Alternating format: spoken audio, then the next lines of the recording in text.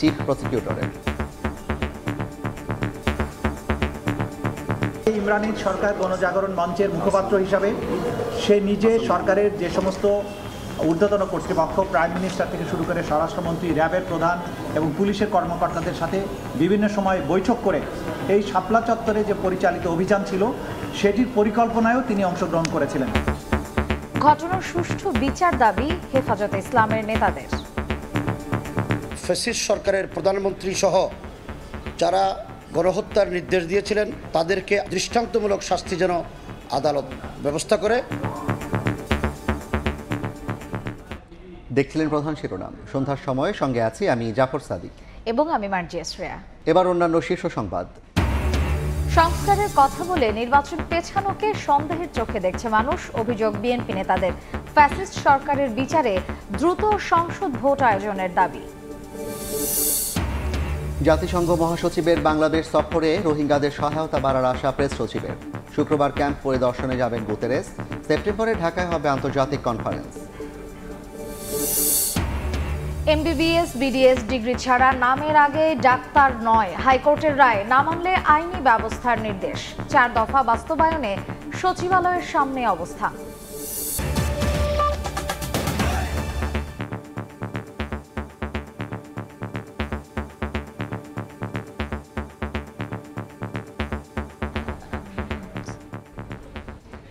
শাপলা চত্বরে হেফাজতের কর্মসূচিতে গণহত্যা মামলায় শেখ হাসিনা সহ 9 জনের বিরুদ্ধে গ্রেফতারি পরোয়ানা জারি করেছেন আন্তর্জাতিক অপরাধ ট্রাইব্যুনাল। চিফ প্রসিকিউটর জানিয়েছেন, এই হত্যাযজ্ঞে গণজাগরণ মঞ্চের সম্পৃক্ততা মিলেছে আর সুষ্ঠু বিচার দাবি করেছে হেফাজতে ইসলাম। চত্বরের ঘটনাকে গণহত্যা দাবি করে সাবেক প্রধানমন্ত্রী শেখ হাসিনা, সাবেক স্বরাষ্ট্রমন্ত্রী মহিউদ্দিন খান আলমগীর, ওই সময়ের ডিএমপি কমিশনার বেনজির আহমেদ সহ আইন শৃঙ্খলা বাহিনীর ঊর্ধ্বতন কর্মকর্তাদের আসামি করে গত বছরের 27 নভেম্বর অভিযোগ দায়ের করে হেফাজতে ইসলাম। বুধবার এই মামলায় ক্ষমতাচ্যুত প্রধানমন্ত্রী শেখ হাসিনা সহ 5 জনের বিরুদ্ধে গ্রেফতারি পরোয়ানা জারি করেন আন্তর্জাতিক অপরাধ ট্রাইব্যুনাল। আর অন্য মামলায় কারাগারে থাকায় সাবেক আইজিপি শহীদুল হক সহ 4 জনকে গ্রেফতার দেখানোর নির্দেশ দেওয়া হয়েছে। তারা নির্দেশ দিয়েছিল, তারা বাস্তবে ফিল্ডে থেকে কমান্ড করে এই কার্যটা করেছিল। সেই কারণে প্রথমে আমরা টপ কমান্ডারদেরকে বিচারের মুখোমুখি করতে চাই। এদিন ট্রাইব্যুনাল জানতে চান গণজাগরণ মঞ্চের মুখপাত্র ইমরান ঈদ সরকারকে কেন আসামি করা হলো। জবাবে চিফ প্রসিকিউটর বলেন, শাপলা চত্বরের গণহত্যায় গণজাগরণ মঞ্চের সম্পৃক্ততা মিলেছে। ইমরান ঈদ সরকার গণজাগরণ মঞ্চের মুখপাত্র হিসাবে এই শাপলা চত্বরে যে পরিচালিত অভিযান ছিল সেটির পরিকল্পনায়ও তিনি অংশগ্রহণ করেছিলেন। ফ্যাসিস্ট সরকারের প্রধানমন্ত্রী সহ যারা গণহত্যার নির্দেশ দিয়েছিলেন তাদেরকে আইনের আওতায় এনে দৃষ্টান্তমূলক শাস্তি যেন আদালত ব্যবস্থা করে। আগামী 12ই মে তদন্ত প্রতিবেদন দাখিলের নির্দেশ দিয়েছেন বিশেষ ট্রাইব্যুনাল। আফজাল হোসেন, সময় সংবাদ, ঢাকা। সংস্কারের কথা বলে নির্বাচন পেছানোকে মানুষ সন্দেহের চোখে দেখছে বলে অভিযোগ করেছেন বিএনপির স্থায়ী কমিটির সদস্য মির্জা আব্বাস। পতিত ফ্যাসিস্ট সরকারের বিচারের জন্য দ্রুত জাতীয় সংসদ নির্বাচনের মাধ্যমে জনগণের সরকার প্রয়োজন বলে মন্তব্য করেছেন দলটির চেয়ারপারসনের উপদেষ্টা জমিউল আবদিন ফারুক। আরেক নেতা আব্দুস সালাম বলেছেন, একটি মহল বিএনপিকে দোষারোপ করে জনবিচ্ছিন্ন করার চেষ্টা করছে। বিভিন্ন কর্মসূচিতে প্রায় প্রতিদিনই দ্রুত জাতীয় সংসদ নির্বাচনের আহ্বান জানিয়ে আসছেন বিএনপির কেন্দ্রীয় নেতারা। বুধবার দুপুরে রাজধানীর শাহজাহানপুর থানায় 31 দফা সংস্কার কর্মসূচি এবং সমাবেশ করে দলটি। এতে প্রধান অতিথি হিসেবে অংশ নিয়ে বিএনপির স্থায়ী কমিটির সদস্য মির্জা আব্বাস বলেন, সংস্কারের উসিলায় নির্বাচন পেছানোকে জনগণ ষড়যন্ত্র হিসেবে দেখছে।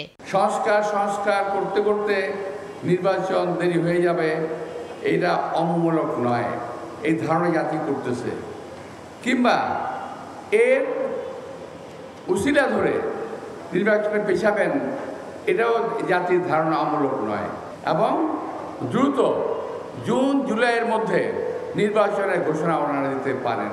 কিছু লোভী রাজনৈতিক দল আছে, ভোটকে ভয় পান কেন, নির্বাচনকে ভয় পান কেন? একই দিন সকালে জাতীয় প্রেস ক্লাবে গণতন্ত্র ফোরামের নাগরিক অবস্থান কর্মসূচিতে অংশ নিয়ে বিএনপি চেয়ারপারসনের উপদেষ্টা জয়নুল আবদিন ফারুক বলেন, সংকট নিরসনে দ্রুত নির্বাচনের পথে হাঁটতে হবে সরকারকে। বিচার করতে হয়, এই ফ্যাসিস্টের অত্যাচার অবিচার জনসমক্ষে মানুষকে তুলে ধরতে হয়। এই মুহূর্তের সরকার জনপ্রতিনিধির সরকার। এদিকে বুধবার সকালে রাজশাহীর একটি হোটেলে দলটির বিভাগীয় সমাবেশে যোগ দেন বিএনপি চেয়ারপারসনের উপদেষ্টা আব্দুস সালাম। বলেন, দেশে ফ্যাসিবাদ ফিরিয়ে আনার অপচেষ্টা চলছে। 7 মাস অতিক্রম হয়েছে, কিন্তু এখনো একটা ধূম্রজাল বিস্তার করে রাখা হয়েছে। নির্বাচন কবে হবে, কিভাবে হবে, রাজনৈতিক অবস্থা কোন দিকে যাচ্ছে, এটা নিশ্চয়ই আমাদের কাছে কাম্য না। দেশে চলমান সংকট কঠোর হাতে নিয়ন্ত্রণে সরকারের প্রতি আহ্বান জানান বিএনপি নেতারা। শাতিলা শারমিন, সময় সংবাদ। জাতিসংঘ মহাসচিবের বাংলাদেশ সফরে রোহিঙ্গাদের সহায়তা বাড়বে বলে আশা প্রকাশ করেছেন প্রধান উপদেষ্টার প্রেস সচিব শফিকুল আলম।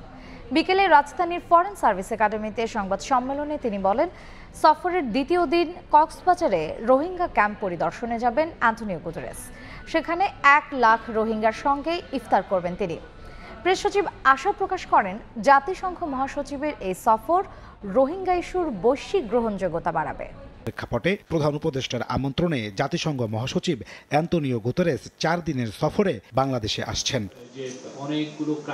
বুধবার বিকেলে রাজধানীর ফরেন সার্ভিস একাডেমিতে মহাসচিবের সফর সূচি নিয়ে সংবাদ সম্মেলন করে প্রধান উপদেষ্টার প্রেস উইং। প্রেস সেক্রেটারি বলেন, গুতেরেসের সফরে রোহিঙ্গা সংকট সমাধানে গতি পাবে। এছাড়া রোহিঙ্গাদের জন্য কমে যাওয়া সহায়তা বাড়ানো যাবে বলেও আশাবাদী তিনি। প্রফেসর মোহাম্মদ ইউনূস নতুন করে এফার্ট নিয়েছে যে কিভাবে রোহিঙ্গা ক্রাইসিসটা পুরো গ্লোবাল ম্যাপে নিয়ে আসতে। আমাদের দৃঢ় বিশ্বাস ওনার এই সফরের ফলে রোহিঙ্গা ক্রাইসিসটা আবার গ্লোবাল ডিসকাশনে আসবে। ডেপুটি প্রেস সচিব জানান, রোহিঙ্গা ইস্যু ছাড়াও বাংলাদেশের সংস্কার প্রক্রিয়া নিয়েও জাতীয় ঐক্যমত্য কমিশনের সঙ্গে বৈঠক করবেন জাতিসংঘ মহাসচিব। মিটিংয়ে ঐক্যমত্য কমিশন তাদের যে প্রোগ্রেসটা, তাদের কাজের যে প্রোগ্রেসটা, সেটা জাতিসংঘ মহাসচিবকে জানাবেন। এই সংস্কার প্রস্তাবগুলো বাস্তবায়নের ক্ষেত্রে জাতিসংঘের যদি বা জাতিসংঘের অধীনস্থ কোনো প্রতিষ্ঠানের যদি কোনো ভূমিকা রাখার সুযোগ থাকে, সেটা নিয়ে হয়তোবা আলোচনা হতে পারে। সংবাদ সম্মেলনে আরও জানানো হয়, মাগুরায় নির্যাতিত শিশুটির শারীরিক অবস্থা আরও অবনতি হয়েছে। নাজমুস সালেহী, সময় সংবাদ, ঢাকা। এমবিবিএস বিডিএস ডিগ্রি ছাড়া নামের আগে কেউ ডাক্তার লিখতে পারবে না বলে রায় দিয়েছেন হাইকোর্ট। একই সঙ্গে আদেশ না মানলে আইনি ব্যবস্থার নির্দেশও দিয়েছেন। আদালতের রায়কে স্বাগত জানিয়ে দ্রুত গেজেট প্রকাশের দাবি জানান চিকিৎসকরা। এদিকে 4 দফা দাবি আদায়ে সচিবালয়ের সামনে অবস্থান কর্মসূচি পালন করেন চিকিৎসকরা।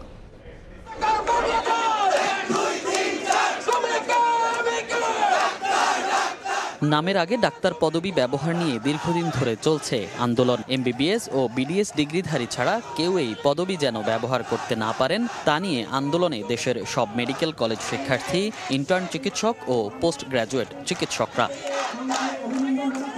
এবার হাইকোর্টের রায়ে নিশ্চিত করা হলো, এমবিবিএস ও বিডিএস ডিগ্রি ছাড়া নামের আগে কেউ ডাক্তার লিখতে পারবেন না। রায়ে বলা হয়, আজ পর্যন্ত যারা ডাক্তার পদবি ব্যবহার করেছেন তাদের বিরুদ্ধে ব্যবস্থা নয়, তবে বৃহস্পতিবার থেকে নির্দেশনা ভঙ্গ করে এমবিবিএস ও বিডিএস ডিগ্রি ছাড়া ডাক্তার পদবি ব্যবহার করলে আইন অনুযায়ী ব্যবস্থা নেওয়া হবে। বিএমডিসি 2010 বিএমডিসি 29 ধারা অনুসারে এই কথাই বলা আছে যে এমবিবিএস শুধুমাত্র এমবিবিএস এবং বিডিএস গ্রাজুয়েট চিকিৎসকই ডাক্তার পদবি ব্যবহার করতে পারবে এবং অন্য কেউ পারবে না। এটা আবার কার্যকর হলো। এই আইনে স্থগিতাদেশ দেওয়া ছিল, সেই স্থগিতাদেশ আজকে তুলে নেওয়া হলো। এদিকে আদালতের রায়কে স্বাগত জানিয়ে দ্রুত গেজেট প্রকাশ করে বাস্তবায়ন করার দাবি জানান চিকিৎসকরা। নিজেদের মধ্যে আলোচনা করে পরবর্তী কর্মসূচি ঘোষণা করবেন বলেও জানান তারা। আমরা আপাতত যতটুকু জেনেছি তাতে আমরা মোটামুটি সন্তুষ্ট, কারণ আমাদের একটা দাবি পূর্ণ হয়েছে। এরপর বাকি 4 দফা দাবি আদায়ে স্বাস্থ্য মন্ত্রণালয় অভিমুখে যাত্রা করেন আন্দোলনকারীরা। এক পর্যায়ে সচিবালয়ের সামনের সড়কে পৌঁছালে পুলিশের ব্যারিকেডের মুখে পড়ে আর এগোতে পারেননি। পরে সচিবালয়ের সামনের সড়কে অবস্থান নিয়ে রাস্তা অবরোধ করেন তারা। ওইখানে সব পুরুষ অ্যাটেন্ডেন্সরা এসে সারাক্ষণ বসে থাকে এবং সামান্য কিছু হলে 10 জন 12 জন 15 জন 50 জন ছেলে এসে আমাদের উপর আক্রমণ করতে আসে। আপনারা আমাদেরকে রাস্তায় আনার ব্যবস্থা করি না।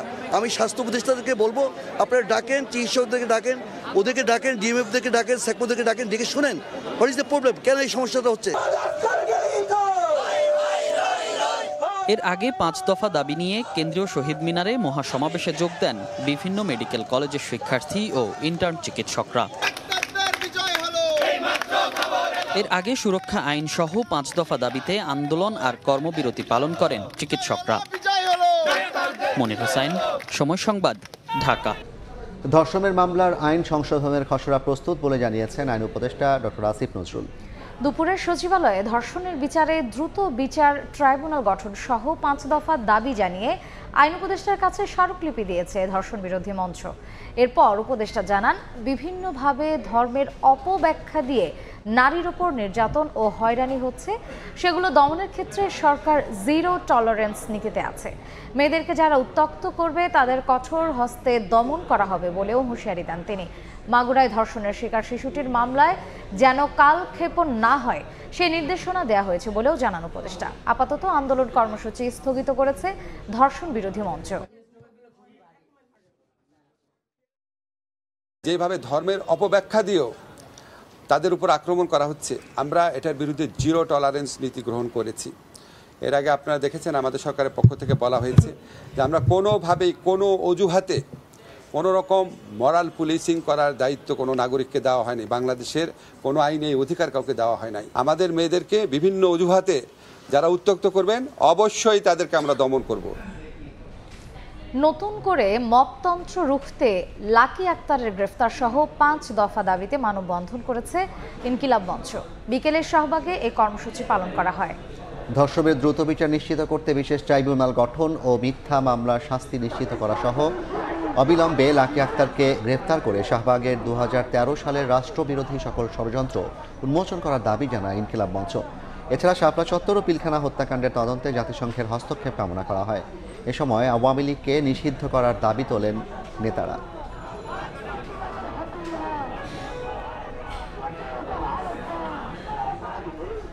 বাসায় আশ্রিত নারীকে শ্লীলতাহানির চেষ্টা করলে হাবিবুল্লাহ বাহার কলেজের সাবেক উপাধ্যক্ষ সাইফুর রহমানকে কুপিয়ে জখম করে ওই নারীর স্বামী নাজিম পরে বাথরুমে আটকে রেখে পালিয়ে যায় তারা। ফরিদপুর থেকে অভিযুক্ত রূপা ও নাজিম দম্পতিকে গ্রেফতারের পর এ তথ্য জানিয়েছে ঢাকা মহানগর পুলিশ। সোমবার সকালে রাজধানীর উত্তরখান থানা এলাকায় পুরানপাড়ার একটি বাসা থেকে রক্তাক্ত অবস্থায় উদ্ধার করা হয় হাবিবুল্লাহ বাহার কলেজের সাবেক উপাধ্যক্ষ মোহাম্মদ সাইফুর রহমান ভূঁইয়াকে। এরপর হাসপাতালে নেওয়া হলে চিকিৎসক তাকে মৃত ঘোষণা করেন। এ ঘটনায় হত্যা মামলা হলে চাঞ্চল্যকর এই হত্যার রহস্য উদ্ঘাটনে নামে পুলিশ। বুধবার সকালে ডিএমপি মিডিয়া সেন্টারে সংবাদ সম্মেলনে পুলিশ জানায়, ফেব্রুয়ারির শেষের দিকে সাইফুর রহমানের সঙ্গে পরিচয় হয় রূপা ও নাজিমের। অসহায়ত্বের কথা জানালে ওই দম্পতিকে বাসায় এনে আশ্রয় দেন সাইফুর। এরপর থেকেই তিনি রূপাকে বিভিন্নভাবে শ্লীলতাহানির চেষ্টা করে বলে জানায় পুলিশ। সাইফুর রহমান ভূঁইয়া বলেছে যে তোমরা আমার সাথে চলো, আবার গাড়ি রয়েছে, তুমি ড্রাইভিং শিখবে, শিখে তুমি আমার গাড়ি চালাবে, আর আমার স্ত্রী আছে, ছেলে আবার স্কুলে পড়াশোনা করে, আবার 6 তলা বাড়ি, তুমি বাবার বাসায় কাজ করো। সর্বশেষ 9 মার্চ রাতে সাইফুর রূপাকে শ্লীলতাহানির চেষ্টা করলে তার চিৎকার টের পায় তার স্বামী। এরপর ধস্তাধস্তির এক পর্যায়ে ওই দম্পতি বটি দিয়ে কুপিয়ে জখম করে সাইফুরকে। পরে বাথরুমে আটকে রেখে পালিয়ে যায় তারা। 3 জন একসাথে শুয়েছে। ছেলেটা যখন ঘুমিয়ে গিয়েছে, রূপার হাজব্যান্ড নাজিম, তখন সে উপর দিকে উঠে গিয়ে তাকে করার জন্য, হয়তো রেপ করার জন্য তাকে শরীরে উঠেছে। এক পর্যায়ে এই ধস্তাধস্তির পর্যায়ে এই নাজিম ঘুম থেকে উঠে যায়, তাকে কোপানো শুরু করে এই বটি দিয়ে। মাথার এই খুলিতে অনেকগুলো কোপ রয়েছে। এরপর যে ঠেকাতে যাচ্ছিল তার হাতের অনেকগুলো কোপ রয়েছে। হত্যাকাণ্ডের পেছনে আরো কোনো উদ্দেশ্য ছিল কিনা তা জানতে অভিযুক্তদের জিজ্ঞাসাবাদ করা হবে বলে জানিয়েছে পুলিশ। তখন কোর্ট কোনো কিছু যদি প্রিজিউম করে কনসিডারেশনে। আয়েশা সিদ্দিক, সামিয়া, সময় সংবাদ, ঢাকা। এবার ঈদ কেনাকাটার খবর।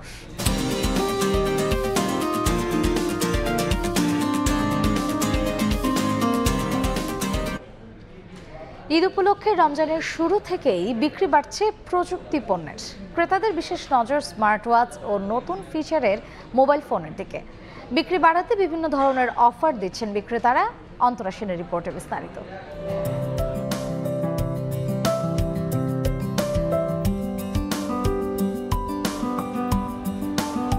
ঈদ ঈদের সবকিছুতেই চাই নতুনত্বের ছোঁয়া। পোশাকের পাশাপাশি উৎসবের মুহূর্তগুলো ক্যামেরা বন্দি করার জন্য নতুন স্মার্টফোনের চাহিদাও বেড়েছে রমজানের শুরু থেকে। ঈদ উপলক্ষে আমি এবার ইয়ারবাড কিনতে আসছি। এবার হচ্ছে একটা নিউ ফোন নেওয়ার ইচ্ছা আছে, সাথে হচ্ছে ফোনের সাথে যেহেতু অবশ্যই একটা হেডফোন না হলে তো চলেই না, আর বাসায় যেহেতু আমি একটু গান শুনতে বেশি পছন্দ করি, তার সাথে হচ্ছে আমি একটা সাউন্ড বক্স নিতে চাচ্ছি। এখন একটা মোবাইল কিনা হয়েছে, ঈদ উপলক্ষে একটা স্মার্ট ওয়াচ কেনার ইচ্ছা আছে। চাহিদা বেড়েছে স্মার্ট ওয়াচ, ইয়ারবাড আর পোর্টেবল স্পিকারের। ভ্রমণ পিপাসুদের আগ্রহে রয়েছে পাওয়ার ব্যাংকও। ব্লুটুথ কর্ডলেস হেডফোনগুলো অনেক বেশি জনপ্রিয় হয়েছে এবার। হ্যাঁ, তারপরে আমাদের যে আধুনিক যে ল্যাপটপগুলো আছে, ফোল্ডিং ল্যাপটপগুলো আছে, ল্যাপটপগুলো মানে বেশি সেল হচ্ছে। হ্যান্ডের কিছু ইয়ারবাডস আসছে যেগুলো হচ্ছে আপনার লং জার্নির জন্য, কারণ ঈদে তো অনেকেই ট্যুরে যায়, এই জন্য ওই জিনিসটাও বেশি চলতেছে। ছোট বাচ্চারা যেমন স্মার্ট ওয়াচ নিতেছে, নতুন নতুন স্মার্ট ওয়াচ আসছে, সিম সহ অ্যান্ড্রয়েড। ওভারহেড হেডফোন আছে, ইয়ারবাডস আছে, পাওয়ার ব্যাংকও আছে। এদিকে ক্রেতা টানতে এসব পণ্য বাজারজাতকারী প্রতিষ্ঠানগুলো দিচ্ছে মূল্য ছাড় সহ বিভিন্ন অফার। ল্যাপটপ, ডেস্কটপ এবং পিসি, আপনার একটা ইয়ারবাড থেকে শুরু করে সবকিছুতে এখন আলাদা আলাদা ডিসকাউন্ট আছে এবং সাথে কুপন আছে এবং বিভিন্ন ধরনের ভাউচার অফার আছে। ফোন, ঘড়ি সহ নানা ধরনের প্রযুক্তি পণ্যের মধ্যে অনেকেই কিনছেন ল্যাপটপ ও ডেস্কটপ। অন্তরা সেন, সময় সংবাদ, ঢাকা। এ পর্যায়ে শীর্ষ সংবাদগুলো জানিয়ে দিচ্ছে আরেকবার। কথা বলে নির্বাচন পেছানোকে সন্দেহের চোখে দেখছে মানুষ, অভিযোগ বিএনপি নেতাদের। ফ্যাসিস্ট সরকারের বিচারে দ্রুত সংসদ ভোট আয়োজনের দাবি। এবং এমবিবিএস বিডিএস ডিগ্রি ছাড়া নামের আগে ডাক্তার নয়, হাইকোর্টের রায়। না মানলে আইনি ব্যবস্থার নির্দেশ। 4 দফা বাস্তবায়নে সচিবালয়ের সামনে অবস্থান।